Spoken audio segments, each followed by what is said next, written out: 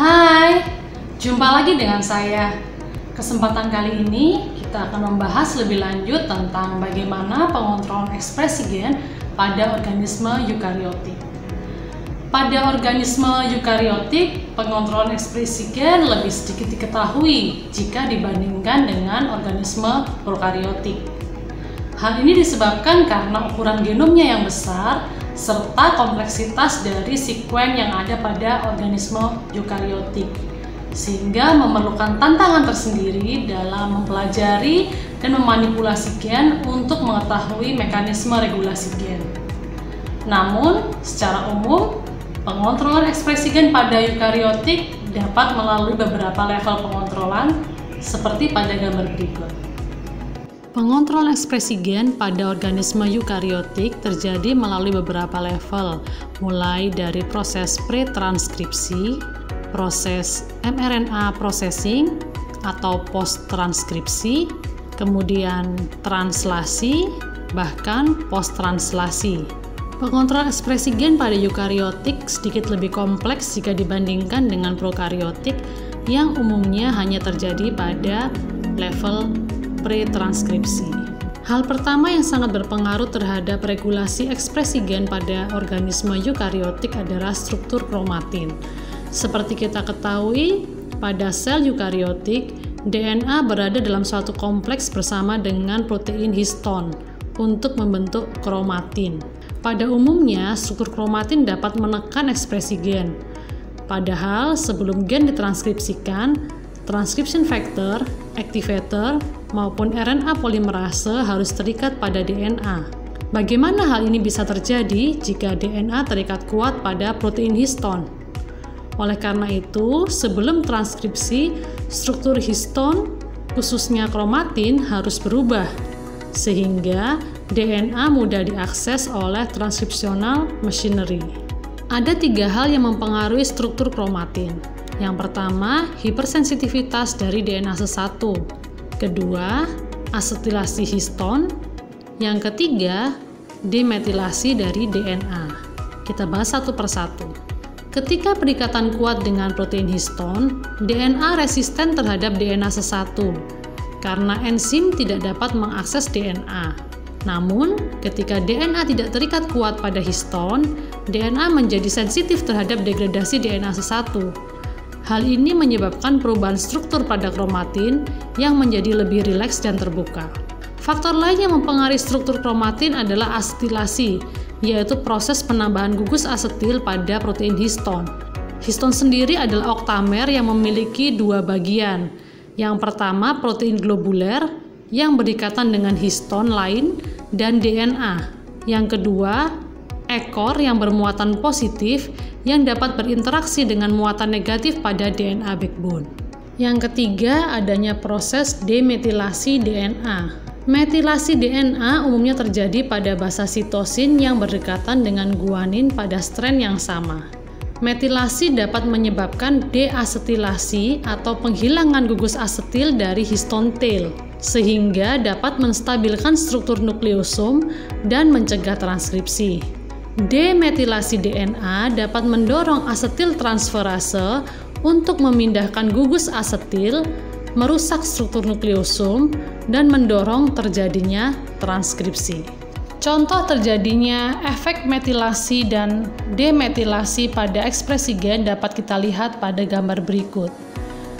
Bagian atas merupakan fenomena yang terjadi pada sel normal, di mana terjadi hypermethylated pada pericentromeric heterokromatin, serta pada region tumor suppressor gen atau TSG yang berkorelasi dengan CpG island, di mana CpG island mengalami hypomethylated, sehingga tumor suppressor gen dapat diekspresikan. Namun, sebaliknya, hal ini terjadi pada sel kanker, di mana pericentromeric heterokromatin mengalami hypomethylation yang dapat menyebabkan terjadinya mitotic recombination atau genomic instability yang mengarah ke arah kanker. Demikian pula, CpG island mengalami hipermetilasi sehingga dapat menyebabkan represi transkripsi dari tumor suppressor gen. Yang kedua, kita membahas bagaimana pengontrolan level transkripsi pada sel eukariotik. Adanya transkripsional aktivator, koaktivator, dan represor sangat mempengaruhi ekspresi gen, khususnya pada level transkripsi. General Transcription Factor dan RNA polimerase menyatu membentuk basal transcription apparatus yang terikat pada core promoter yang berada di upstream gen. Transkripsional aktivator protein diperlukan untuk menstimulasi terjadinya inisiasi transkripsi dengan memfasilitasi reaksi penggabungan basal transcription apparatus pada core promoter.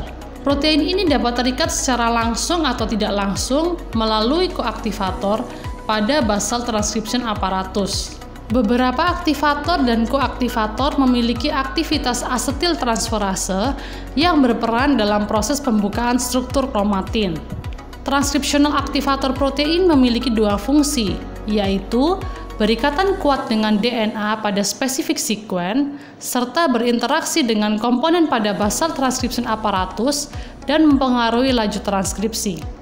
Contoh transcription activator protein dapat kita jumpai pada GAL4 yang meregulasi transkripsi beberapa yeast pada gen yang memetabolisme galaktosa. GAL4 terikat pada DNA sekuen yang disebut UASG atau Upstream Activating Sequence untuk GAL4. Ketika terikat pada UASG, GAL4 menstimulasi proses transkripsi pada yeast untuk memetabolisme galaktosa. Region GAL4 dapat ditempeli oleh protein lain yaitu GAL80 yang meregulasi aktivitas GAL4 terhadap keberadaan galaktosa. Ketika tidak ada galaktosa, GAL80 terikat pada GAL4, mencegah GAL4 untuk mengaktifasi transkripsi. Ketika terdapat galaktosa, galaktosa berikatan dengan GAL80 dan menyebabkan perubahan konformasi GAL80, sehingga tidak dapat berikatan dengan GAL4. GAL4 dapat mengaktifasi transkripsi gen untuk memetabolisme galaktosa. Selain itu, terdapat pula enhancer yang merupakan sekuen yang ditempeli oleh aktivator dapat mempengaruhi transkripsi dari suatu struktural gen. Sementara insulator adalah DNA sekuen tempat penempelan insulator protein yang memblok kinerja enhancer, seperti kita lihat pada gambar ini. Walaupun sel eukariotik tidak memiliki operon, beberapa gen eukariotik diaktifasi oleh adanya stimulus. Misalnya, banyak sel eukariotik menunjukkan respon terhadap panas ekstrim dan stres lainnya dengan memproduksi heat shock protein untuk mencegah kerusakan sel terhadap kondisi tersebut. Ini kita sebut sebagai coordinated gene regulation. Nah, pada tabel berikut kita bisa melihat beberapa coordinated gene regulation, seperti respon elemen terhadap heat shock elemen, glucocorticoid respon elemen, phobal ester respon elemen, maupun serum respon elemen. Contohnya dapat kita lihat pada multiple respon elemen atau MRE yang dijumpai pada upstream region dari metallothionein gen. Pada gambar ini, basal transcription apparatus menempel pada tata box. Pada respon terhadap logam berat, aktivator protein akan menempel pada beberapa MRE elemen dan menstimulir terjadinya transkripsi. TRE respon elemen adalah binding site dari transcription factor AP1. Pada respon terhadap keberadaan glucocorticoid hormone, steroid reseptor akan menempel pada GRE respon elemen yang berada pada kurang lebih 250 nukleotida upstream dari gen metallothionein dan menstimulasi terjadinya transkripsi. Yang ketiga adalah pengontrol ekspresi gen melalui mRNA processing. Gen pada eukariotik dapat diregulasi melalui kontrol pada mRNA processing. Pemilihan alternatif splicing site akan menghasilkan protein yang berbeda. Alternatif splicing memungkinkan pre-mRNA di splicing dengan beberapa cara. tergantung pada jenis protein, jaringan, dan waktu splicing. Contohnya dapat kita lihat pada gambar berikut yang menunjukkan alternatif splicing pada small t antigen dan large t antigen pada mammalian virus SV40. Terdapat dua alternatif splice site, yaitu titik pertama dan kedua. Setelah proses mRNA processing, tipe yang pertama akan menghilangkan region B bersama dengan intron, sehingga dihasilkan hanya region A dan C saja, menghasilkan large T antigen. Sementara splicing site 2 akan menghilangkan intron saja, sehingga di akhir mRNA terdapat region A, B, dan C ketika ditranslasi menjadi small T antigen. Contoh lain alternatif splicing terjadi pada tRNA pre-mRNA yang menghasilkan fenotip jantan dan betina pada lalat. Seperti kita lihat, terdapat dua alternatif splice site pada ujung 3. Pada alternatif pertama akan menghilangkan intron, menghasilkan region pada mRNA akhir, region A, B, C, dan D, di mana pada region D terdapat premature stop codon, sehingga pada proses translasi tidak dihasilkan tRNA protein yang fungsional, menghasilkan fenotip lalat jantan. Sementara pada alternatif splice site yang kedua, region B dan intron dihilangkan, sehingga pada akhirnya mRNA memiliki region A, C, dan D yang menghasilkan tRNA protein ketika ditranslasi. Ini akan menghasilkan fenotip lalat betina. Proses pengontrolan selanjutnya adalah melalui RNA silencing. RNA silencing dapat menyebabkan degradasi mRNA dan metilasi DNA. RNA silencing diinisiasi oleh molekul folded double-stranded RNA yang merupakan hasil transkripsi suatu inverted repeat DNA.